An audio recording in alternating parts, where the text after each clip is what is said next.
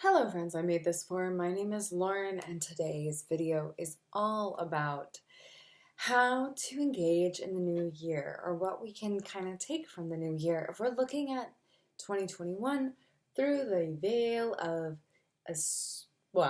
astrology, tarot, and today a little bit of numerology. So, for those of you who don't know me, hi, hello, welcome. Those of you who have been here before, hi, hello, welcome back. Follow me on Twitter. Subnormal child everywhere. All right, friends. So today I'm going to be talking about the Hierophant. The reason why is because the Hierophant is actually associated with the number 5. And we are entering 2021. So 2020 was represented as the Emperor because 2 plus 2 equals 4. You know that, I know that. And the year being 2020, we get the number of 4 for the Emperor because it is number 4 in the major arcana. So if you're not really into numerology or tarot, hello and welcome. If you're looking for some insight into 2021, this is really just going to be around what card represents this year numerology wise.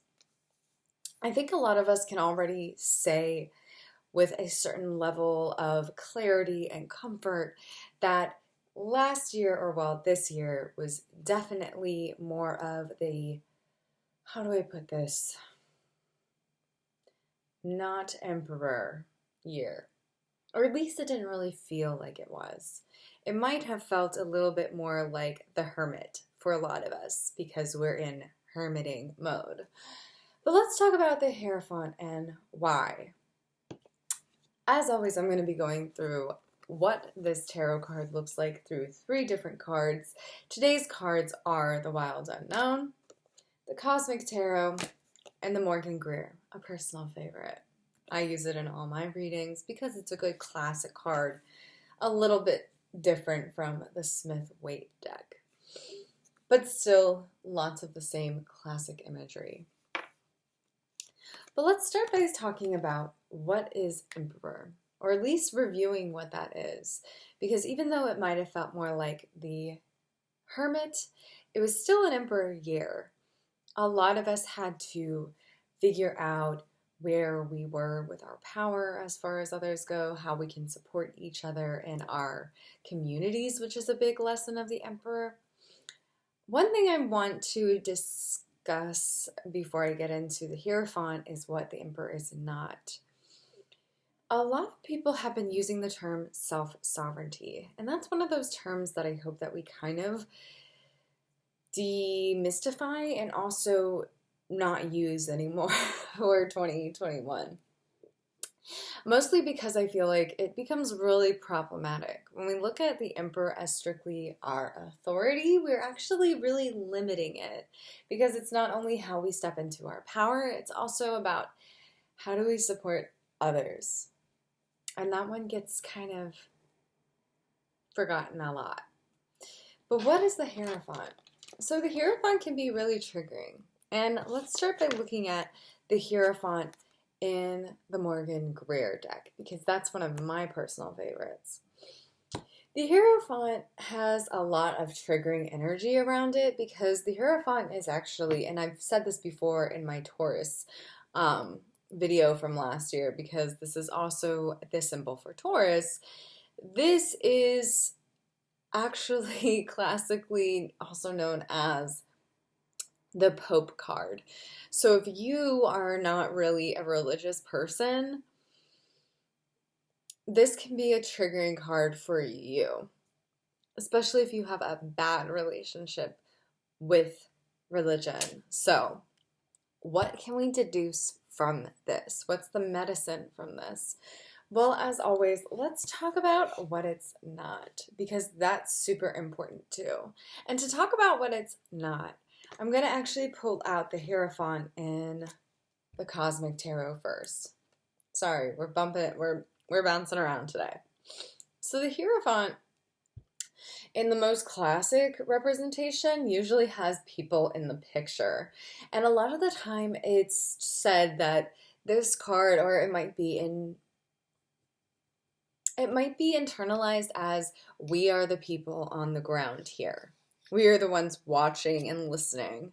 So a lot of the times I've seen people represent this card as who is telling you what to do, who's giving you the insight, who's giving you the basically information you might need to be successful, right? Who's your gatekeeper? And here's the thing about the Hierophant that I want you to take away from this. No one is your gatekeeper. You don't need anyone to tell you the truth.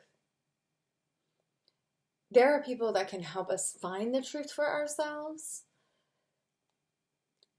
but no one has the absolute truth.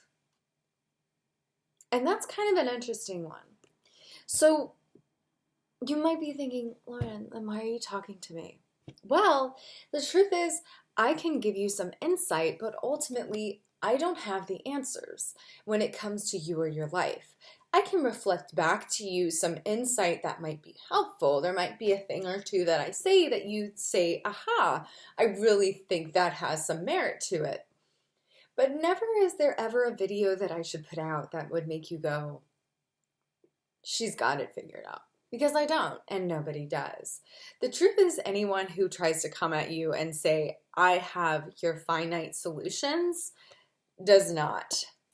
And so this representation of the Hierophant is really interesting because we do see that there are other people in this card, and we do see that this person is creating almost like a stream of consciousness beam of pure light. And this like insight into purity in some sort of sense. But I invite you to look at this card not as the witnesser who is witnessing something, but as the person who is channeling. And that's really important. So let's review back to this Hierophant. Well, this Hierophant shows us that this, and just like we saw or can see in the classical version of the Magician, we see the two fingers up. This symbol is this connection to God. And so what we can actually be asked is not to look and find who our gatekeeper is, but see where we might be putting importance to other people over our own vision. But also, how can we step into the power as the one who is transmuting the messages from the divine? That's actually a really big and really juicy detail, right? In 2021, we're being asked to view where we see people who are coming in and trying to act as our gatekeeper, act as our authority, act as our channel, and say, no, I am the channel. Like I said again, there are people who have great insight and reflection and really beautiful things for you to grasp onto, but not as the only ones. The keys on the bottom of this page, or well, this card, actually represent the keys that we hold. Sometimes this can seem like these are the keys that are keeping us away from our knowing.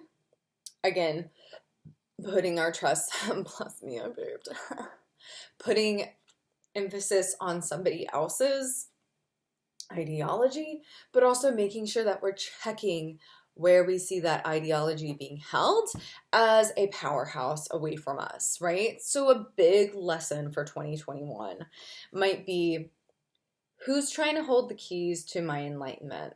And how can I take back the power? How can I take back the authority and strengthen my personal connection with the divine? Because nobody else is going to do that for you. Even people who read tarot for you, people who might be aura readers, people who might be into astrology, no matter who it is, they are not the sole ID, the sole person responsible for your enlightenment. Ultimately, that's you, boo. That's you. And that's going to be a big lesson in 2021. Though we can look at this card as being really deeply connected to Taurus, because it is, it's not simply this idea of the physical embodiment, right? Because when we're looking at 2021, at least in this essence, when we're looking at 2021, we're seeing a lot of air, right? We're in the 200-year cycle of air signs meeting up with Jupiter and Saturn. But what does that mean? I'll tell you. My personal theories around that is that there are going to be a lot of people that are, one, claiming they know better than us and have the absolute authority over what they know. And what we will be asked to do is discern for ourselves what is of service and what's not. Because honestly, there's a lot of people coming out and saying that it's going to be this way, that way, or the other. But the truth is, it's probably going to be a mixture of all those things. So let's look at the last card when it comes to the Hierophant and see if there's any last little things that we can tap into getting into 2021 and preparing ourselves mentally for what's going to be going on. So this is the Hierophant in the Wild Unknown Tarot. We have the keys again being present, are the key. We have a crow taking on the idea of what the Hierophant looks like. Crows being incredibly wise or incredibly smart animals. They have the ability to figure out puzzles. They can communicate. They can use tools. And they've actually been related to, or there are some studies that say that they're way more intelligent than we had previously given them credit. We also see, last but not least, that the background contains a black and white gradient as well as a lightning bolt. So the idea of the lightning bolt we can actually take as the aha moment when we get our channel from below to our above to us. Sorry, I'm dyslexic. But also, here's the interesting thing about lightning. Lightning actually begins at the surface of the earth. And there is a connection that is made from the sky down, right? Like, or vice versa. But it's not just lightning being shot down at the ground. It's actually a connection that starts earthbound first. If I'm wrong, please tell me. But I'm pretty sure that's how it works. Please don't at me, but at me. So this idea is we can actually create some physicality to our connection to God, right? Or connection to spirit, to the universe, whatever feels best for you. You kind of get to decide what that is, right? You are the Hierophant. Don't forget, bitch. So the interesting thing with this card is that we are asked to step into this place of an aha moment where we're actually channeling the divine and illuminating. We're taking the veil off for ourselves. When we step into our own spiritual power, we stop giving our power away to others and stop being the observers of truth and the channelers of truth. Now, with that said, because this is going to be a very Aquarian year, I must implore you to really check your biases. Everyone should check their biases so that we can truly step into our power, our authority, right? Because there's going to be a lot of misinformation. I've been kind of saying this for a hot second. Aquarian energy is the energy of misinformation and having to sort through it in a way that really serves us and the collective. It does not serve you to take on other people's truths without putting it through your sieve of knowledge, right? Whether that is tarot, astrology, and all of that. We're about to have this massive conjunction in Aquarius this year. And I might make a video about that as far as what energies might be related to that and maybe do a tarot pool around it. But it's definitely something we should be aware of because it's going to be hyper Aquarian energy which I think will require us hypervigilance and connecting to this card and how we can channel our truth best, so that we're not being the spectator, but the master of our own universe, our own knowing, and continuing to grow this momentum around the Emperor. So, as we step out of this Emperor year and into the Hierophant year, I hope you maybe do some journaling. And one thing I would bring up in some journaling, maybe do a pool around that might be helpful for you, is who are you as the Hierophant? That is a really big one. I think that's a really important one. Who are you when it comes to where you get your information and how you channel your own? Because if we're being asked to step into the Hierophant year, we're definitely being asked to step into our spiritual power. So, with that said, I hope that was helpful, and I hope you have a good year. Oh my god. So, if you want me to go into any detail about what magic might be happening astro-wise, tarot-wise, and all that, leave a comment down below. Make sure to subscribe if you like the way I talk shit. And if you would like to get notifications, ring that bell, because that's fucking important. But with that said, I hope you have a beautiful day and new year. Step into your power, bitch. Bye-bye.